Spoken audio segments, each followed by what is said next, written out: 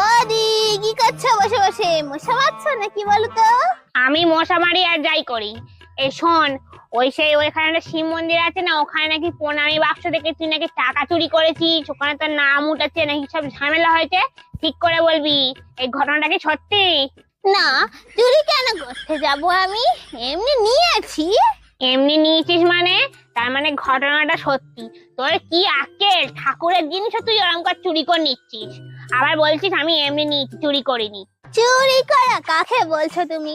চুরি করা বলে না ওটাকে। দেখো, ঠাকুরের জিনিস ঠাকুর কি হয়? আমাদের বাবা মা হয়। ঠিক আছে, বাবা মার জিনিস তো আমাদেরই নাকি, তাই জন্য নিয়েছি। আবার যখন মনে হবে 1 টাকা 2 টাকা দিয়ে দেবো, ওখানে আমাকে ধরেছিল, আমি এটা বলেছি, ওরা আমাকে ছেড়ে দিল। ভালোই যুক্তি। যা গিয়ে নিজের কাজ করবে, যা। মনে হয় নিজের মাথা নিজে মারি।